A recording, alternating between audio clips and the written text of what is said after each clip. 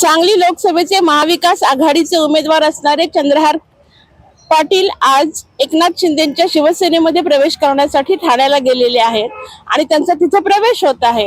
पण त्यांच्यासाठी इथं काम केलेले शिवसैनिक जे मूळचे हाडाचे इथले शिवसैनिक आहेत, ज्यांनी स्वतःची अगदी सगळी साधन सामग्री कामी लावून त्यांचा प्रचार केला, त्यांना त्यांच्याबद्दल काय वाटतंय याबद्दल आपण आज त्यांची मतं जाणून घेऊयात। आपल्या सोबत आहेत शंभूराज काटकर, जे सांगली शिवसेनेचे मोठे कार्यकर्ते आहेत। बोला सर, ज्या पद्धतीनं आम्ही मागची लोकसभा निवडणूक लढलो, जीवाचं रान केलं, रक्ताचं पाणी केलं, राज्यातले शिवसेनेचे मोठे सर्वोच्च नेते आदरणीय उद्धवजी इथं प्रचाराला आले। संजय राऊत साहेबांनी निवडणूक अर्ज भरायच्या आधी 4 दिवस जिल्ह्याचा दौरा केला, अनेक नेत्यांच्या गाठीभेटी घेतल्या। ज्यांच्या दारात आम्ही जायच नाही अशांच्या सुद्धा दारात आम्ही गेलो। हा मतदारसंघ यथावकाश आम्हाला सुटला होता, कोल्हापूरचा मतदारसंघ आमचा गेला होता, त्यामुळे पश्चिम महाराष्ट्रातला हा मतदारसंघ आम्ही लढण्याच्या आणि जिंकण्याच्या दृष्टीने लढत होतो। मात्र इथली रिॲक्शन आमचा हातकणंगले मतदारसंघ सुद्धा आमच्या हातातून गेला। आज आम्हाला दुःख होतंय, कुणाच्या जाण्यानं नाही, तर आम्ही केलेलं कष्ट, आम्ही घेतलेली मेहनत ही व्यर्थ गेली। ज्यांच्यासाठी आम्ही काम केलं ते आमचे पक्षप्रमुख, त्यांनी ज्यांच्यावर विश्वास दाखवला त्यांनी आज त्यांच्याशी गद्दारी केलेली आहे। आणि एवढा चांगला या निवडणुकीतला अनुभव आम्हाला असताना वर्षभरात त्यांनी पक्षासाठी काहीतरी करून दाखवायला पाहिजे होतं, पक्षासाठी काहीतरी योगदान द्यायला पाहिजे होतं। मात्र पक्षासाठी कुठलंही योगदान गेल्या वर्षभरात पक्षाच्या साध्या एखाद्या कार्यक्रमाला सुद्धा कुठे उपस्थिती लावली नाही, अगदी बाळासाहेबांच्या जयंतीला नाही आणि बाळासाहेबांच्या पुण्यतिथीलाही नाही।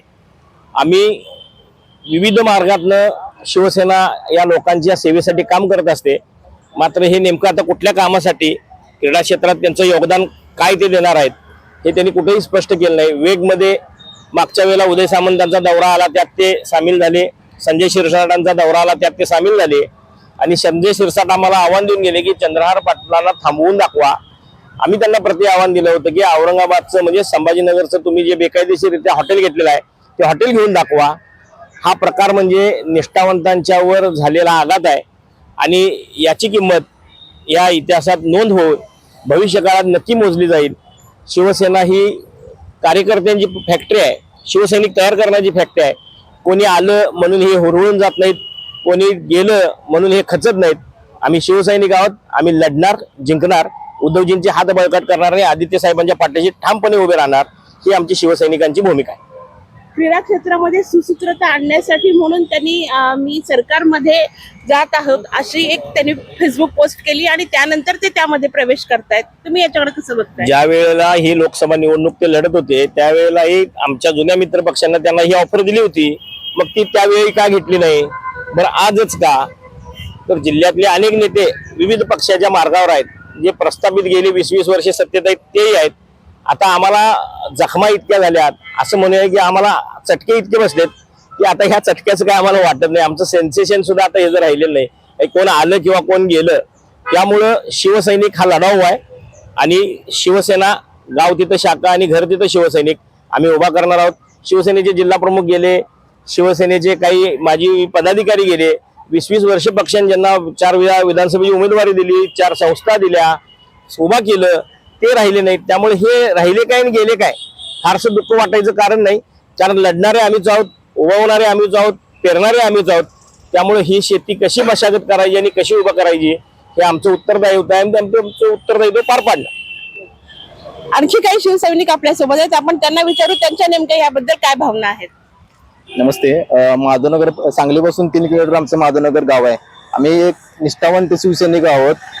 आमच्या माधवनगरपासून 1 किलोमीटरवर जे आता अपक्ष निवडून आलेले विशाल पाटील यांचे घर आहे, त्यांच्याशी आम्ही वैर घेऊन एक आमच्या पक्षाने उमेदवारी म्हणून चंद्रहार पाटलांना उमेदवारी दिली, त्यांच्याशी आम्ही पक्षाशी प्रामाणिक राहून त्यांचं तन मनाने आम्ही पूर्ण काम केलेलं होतं।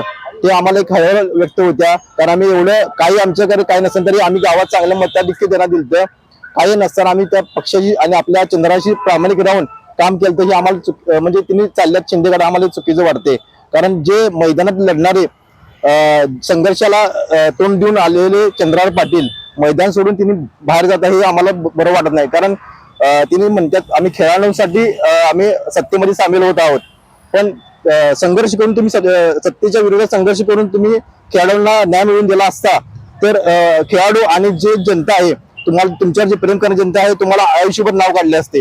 तुमचे ही ठराविक वर्ष असू दे, कायम तुम्हाला 10 वर्ष कुठल्याही वर्षी तुम्हाला नाव काढले असते. कुठलीही खेळाडू असू दे, आमचा हा चंद्रहार पाटील आमचे डबल महाराष्ट्र केसरी हा सगळ्यांचे संघर्ष करून लढला आणि आम्हाला न्याय मिळवून दिला आणि ते पण सत्तेच्या विरोधात न्याय मिळवून दिला.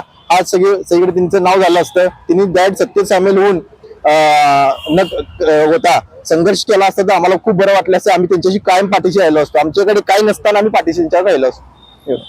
एकूण कार्यकर्त्यांशी काही चर्चा केली होती का त्यांनी? नाही, आमच्याशी काही चर्चा काही झाली नाहीये, काही नाहीये. आमच्या म्हणजे कुठल्या आमच्या पक्षाची आम्ही पहिल्यापासून शिवसैनिक आहेत. पहिल्यापासून आमचा एकच पक्ष आहे शिवसेना, ते पण उद्धव बाळासाहेब ठाकरेंचा पहिल्यापासून. माझं वय आता 27 आहे.